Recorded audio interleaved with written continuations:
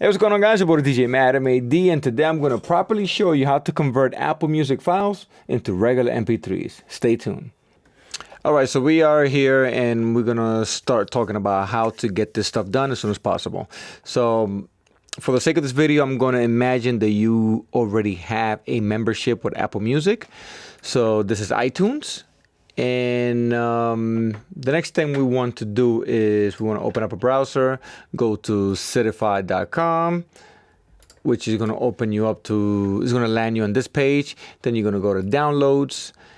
You're going to select the second option, which is going to say Apple Music Converter Professional. They do have a free download over here, but it's very limited. And trust me, if you're using this as a DJ, or you just want to be the type of person that want to share music in its entirety, you want to get the professional version. So you're going to hit download. Fortunately for us, I already have it download, so we're going to minimize this. We're going to go to a download window, and I already have it here. So I'm going to open it. And once you open it, you're going to encounter this window, which all you got to do is grab this right here and do what it tells you to do. Grab it and throw it in this folder. Once I do that, it's going to ask you, it's going to ask me if I want to replace or whatever. The reason why it's doing that is because I already have it in my applications folder. So I'm going to hit stop. But in your case, it's not going to say that because you never installed it before. So once it's finished dropping, you're going to close this window. You're going to go into applications and you're going to look for the program called Certify, which is right here. You're going to double click on it and it's going to open right up. This is what Certify looks like. Let's close this window right here. So now we have iTunes and Certify open. First things first, you should buy this program. I am not being sponsored by Certify. I just happen to be a heavy user of this program because it's very useful. And every time a new song comes out, I know that I'm going to find it in Apple Music. They also have a version of this for Spotify. I just happen to prefer Apple Music, and it's your choice, but it actually works. It all works the same. When you look here into the Spotify software, the first thing you're going to notice is this red thing, which it says is unregistered. So when you click that button, it's going to ask you to put in your email and your product key. You don't have a product key, so what you want to do, if you want to buy it right away, you can hit this buy online button, or you can cancel and try it out for free. So you're going to hit, if you're going to buy it, hit buy online. It's going to take you to this page. You're going to buy it. It's only $39.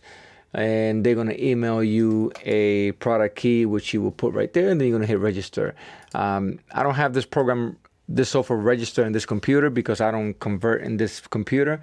But for the sake of this video, we're going to imagine that this is already registered. First things first, okay, we got to fix a couple of settings. You're going to hit this little gear option right here, which is the preferences. And the preferences are going to open up.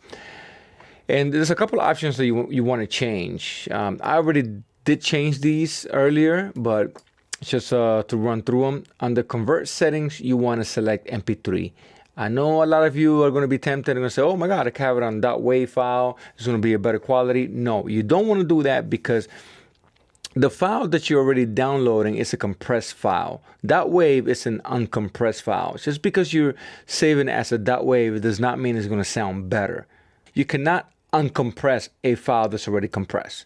As far as music, it's already down to an MP3 format. So you're going to be wasting computer space by selecting WAV. So might as well just select MP3.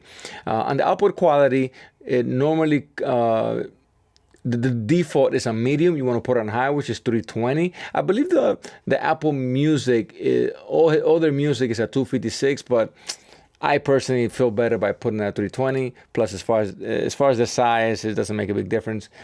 And on convert speed, you only have one option, which is one time. On the previous versions of Certify, you were able to do 16 times the speed, but unfortunately, Apple and Certify, they don't like each other, so this is what you got to deal with.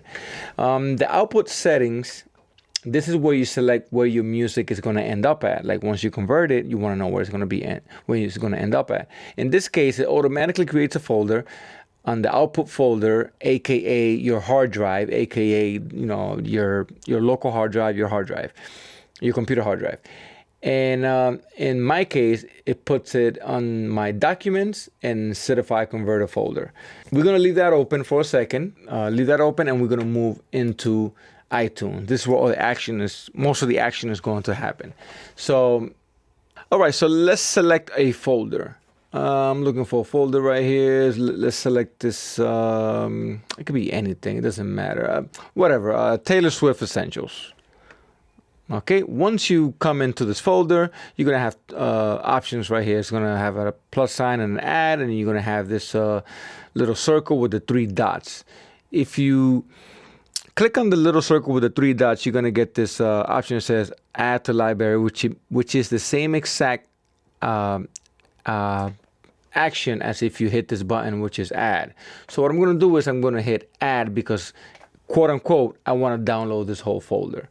So I hit add, and now this whole essentials folder is added to my library. So I'm going to go back to my library, and I'm going to look for the essential, whatever it's called. Let me see if I find it here. Where is it at? I'm looking. Here we go. Taylor Swift Essentials. So now I have all these songs right here, but now I haven't downloaded these songs. So the next thing that I want to do is if you want to download the whole folder, you want to click on the circle with the 3 dots, and you want to hit download, and all the songs are going to download. In this case, I don't want to download everything for the sake of the video. It's going to take too long. So let's say you just want to download one song out of the whole folder. So let's download the first song. So you're going to add it, and then the download button is going to appear, and you're going to hit download. And this is, depending on your internet, I have really fast internet, so it downloads right away. So you could do that to multiple songs. Remember that you added a folder. It's very important. Remember the name of the folder, the playlist that you added, and because that's where your music is going to be at. So once you do that, let's say you have a whole bunch of songs. In this case, only one song. You're going to go back into your certified software, and you're going to go to your preferences, which we had open right here. And one thing that I recommend is you should go in right here and select where you want stuff to get downloaded to. If you downloaded some Taylor Swift, if you downloaded some hip hop or whatever the playlist name, I recommend for you to create a new folder and name it whatever it is. I'm going to call this one Taylor. And that's it. Hit select. So now I know that this song is going to end up in Taylor's folder because that's what I created. I don't want everything to fall into one folder and it's going to create a mess. I want to be organized. So now the next thing you want to do is there's only one button on the certified Apple converter, which is click here to add audio. Once you click there, it's going to show you all your playlists on the left. What you want to do, you want to scroll down and find, you guessed it, the Taylor Swift folder, which that's what we're doing right here. It could be whatever folder that you want to convert. And because I only downloaded one of the songs, it's only going to show me one of the songs. So I'm going to select on that song. If I had downloaded all of them, it would show me all of them, and I would select them all, and I would hit OK. So now it's showing me that the song is right here and it's ready to be added. Let's say for whatever reason you hit add and you want to add another song. There's a plus sign right here where you can hit and you can look for more songs. I don't want to do that. So in this case, I'm ready to convert. I'm going to hit convert, and we're going to speed this process up, and I'm going to catch you once this is done. All right, so we are done over here, and the minute it finished converting, it's going to open up a window where the file lives.